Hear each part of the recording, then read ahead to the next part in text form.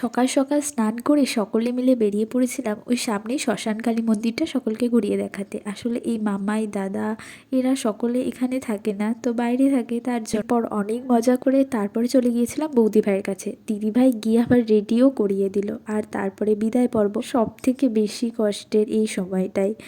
আর জানেন, আমরাও বরপক্ষ হয়ে প্রায় কেঁদেই ফেলেছিলাম। আর এইদিকে বর কিন্তু নিজেও ইমোশন হয়ে পড়েছিল খুবই। তারপরে বর বাইকে করে ওই মন্দির ঘুরে ঘুরে এলো, আর আমরা তার পিছন পিছন ওই গাড়িতে করে। তারপরে আমরা চলে এলাম বাড়িতে।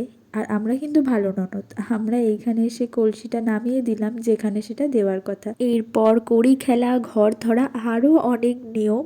এইগুলো ভীষণ মজার। যেহেতু এরপর সবাই এক জায়গায় জড়ো হয়েছে, কেন? কারণ বাবাই ম্যাজিক দেখাচ্ছে। আর এইদিকে তারপরে সন্ধ্যের দিকে রাস মেলায় এলাম, অনেক কিছু খেলাম। রাসেতেই রবীন্দ্র স্বরলিপিটা বায়না করেছিলাম, তাই কিনে দিয়েছে। আর এইখানে আমি পিহুর মজার খেলনাটা পেয়ে গেছি।